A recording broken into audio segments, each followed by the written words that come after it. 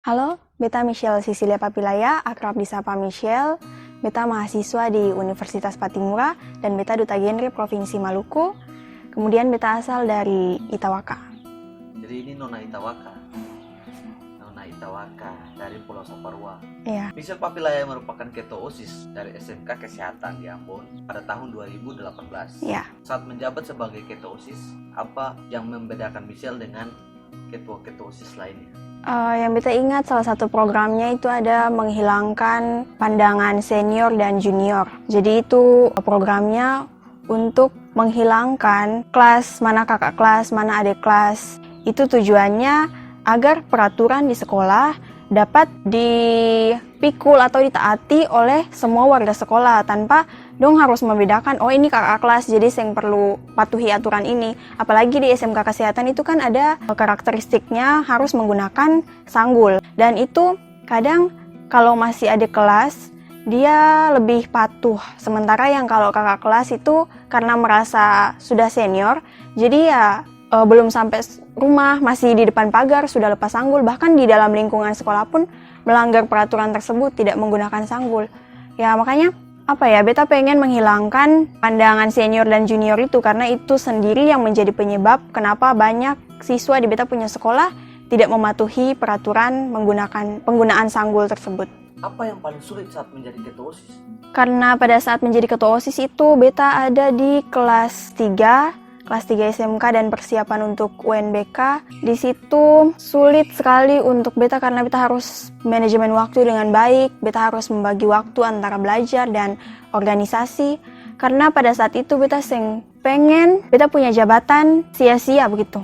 Beta pengen apa yang Beta pikul dan apa yang sudah Beta raih, Beta bisa jalankannya dengan baik. Terutama mengemban tugas dan melaksanakan tugasnya sebagai ketua OSIS. Sebelum Beta menjadi ketua OSIS, Beta boleh melakukan apapun yang Beta mau. Tapi setelah Beta menjadi ketua OSIS, weekend Beta habiskan tenaga ekstra untuk belajar materi-materi yang tertinggal karena Beta ikut rapat OSIS. Kemudian saat proses belajar mengajar juga, kadang Beta harus bolos dan Beta sering melewatkan perjumpaan atau interaksi dengan Beta teman-teman hanya karena tugas dan tanggung jawab sebagai ketua OSIS. Di tahun 2018 yang sama, Michelle juga turut serta dalam pemilihan Duta Genre 2018. Bagaimana perjalanan awal Michelle bisa terdaftar sebagai Duta Genre? Memang Beta orangnya suka ikut lomba, suka ikut kompetisi. Tapi untuk terpikirkan bahwa jadi duta, dapat selempang, pernah tersirat di Beta otak. Beta hanya pikir Beta mimpi hanya sebatas mungkin jadi PNS atau ikut-ikut lomba di sekolah. Atau Beta bakalan bisa memegang gelar seorang duta. Satu ketika Beta sempat,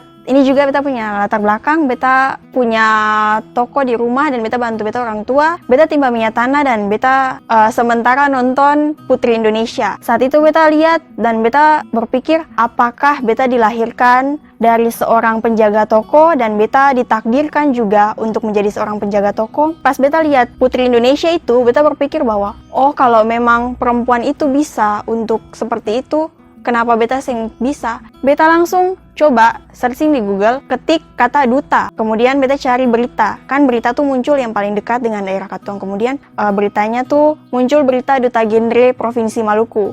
Pas Beta lihat, oh ternyata Duta Genre ini bukan pageant. Duta Genre ini lebih ke apresiasi untuk teman-teman remaja. Jadi Beta tertariknya ke Duta Genre ini karena Duta Genre ini tidak melihat Katong punya tampilan atau ya bukan beauty pageant, tapi melihat apa Katong punya kontribusi dan sampai di mana Katong punya semangat begitu. Itu sampai Beta bisa kenal Duta Genre dan ikut pemilihannya juga karena Beta stalking Instagram dan lain sebagainya. Pada saat itu berhasil meraih juara 2. Bagaimana perasaan Michelle saat mendapatkan gelar itu dan apa arti menjadi duta bagi Michelle secara pribadi ketika hari itu menerima gelar itu? Saat nama diumumkan ya, pertama diumumkan masuk finalis.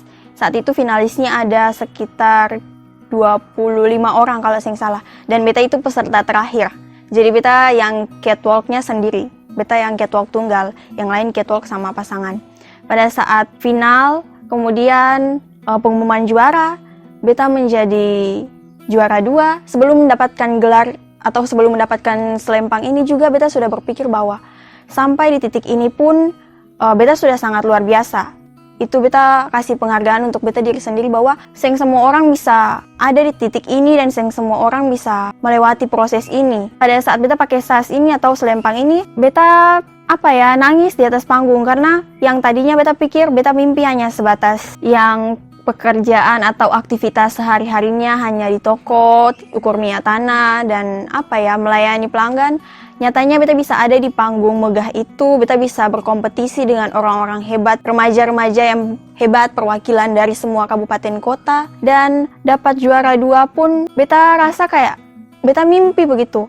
Ini termasuk hal luar biasa yang beta capai di umur 17 tahun. Oh, waktu itu beta 16 tahun 3 hari baru beta ikut pendaftarannya. Lalu perasaannya luar biasa, beta sangat bersyukur. Makna duta sebenarnya itu bukan dilihat dari apa atribut yang katong gunakan, apa tulisan di katong punya selempang, tapi makna duta itu sendiri penghargaan bahwa katong sudah berjuang, katong seng menyerah, dan katong masih bertahan sampai sekarang.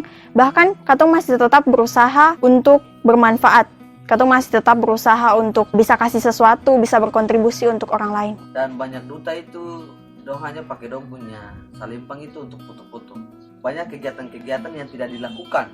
Kebanyakan duta-duta itu hanya menjadi penerima tamu dalam berbagai kegiatan dan acara. Apa kontribusi Michelle selama memakai gelar duta genre untuk Maluku? Untuk kontribusi, kalau beta sendiri, beta duta pemilihan tahun 2018 dan ini sudah tahun 2020.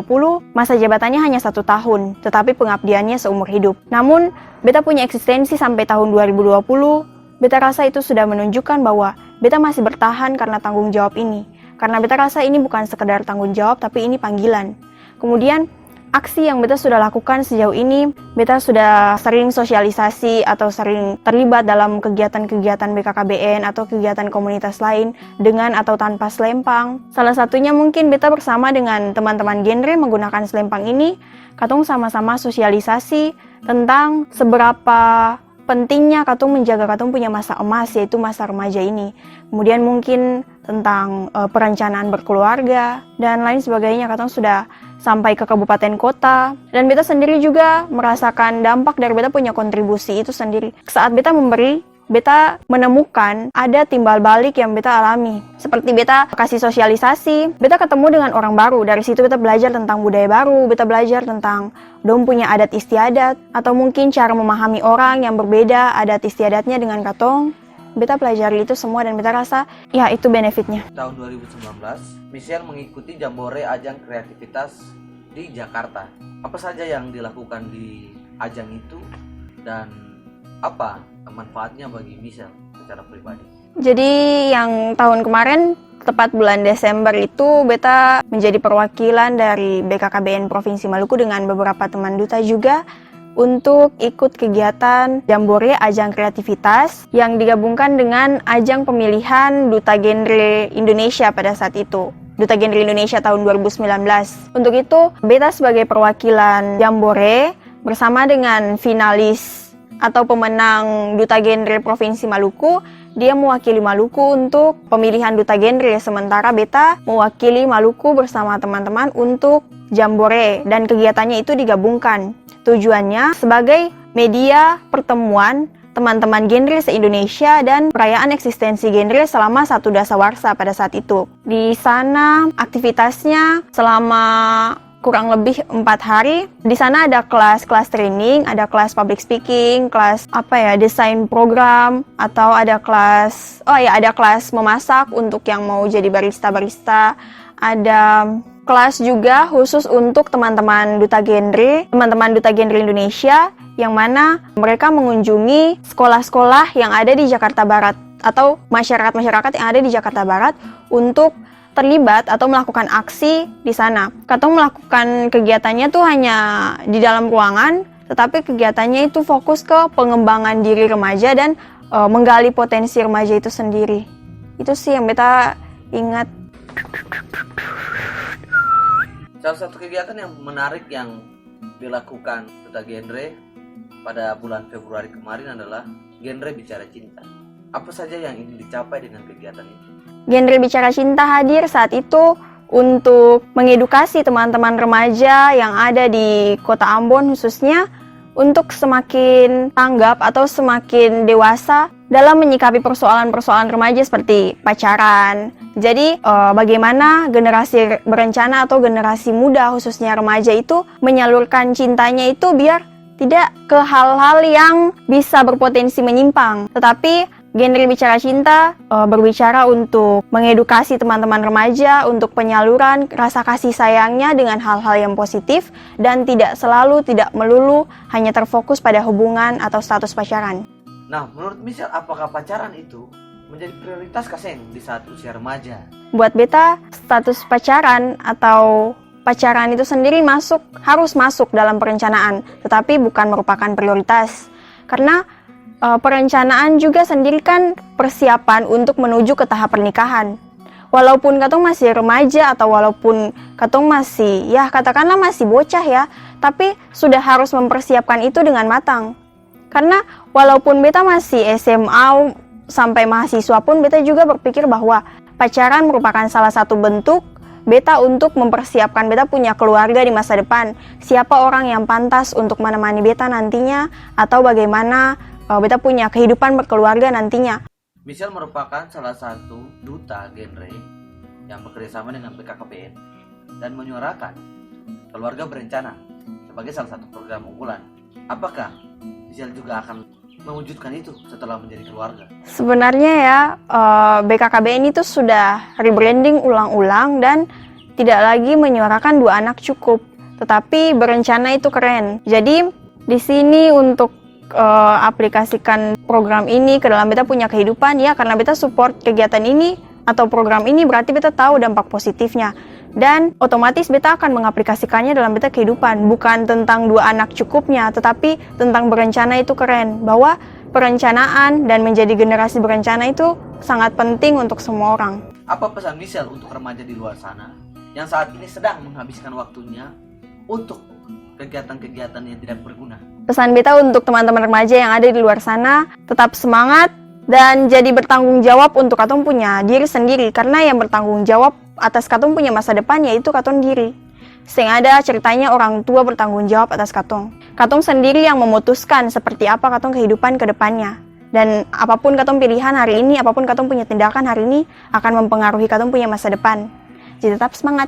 Oke, terima kasih Michelle atas waktunya. Semoga semua yang telah disampaikan Michelle bisa menjadi semangat dan motivasi bagi teman-teman semua, teman muda khususnya di luar sana. Sampai baku dapat di konten berikut Michelle. Bye. Dan Amato. Salam genre.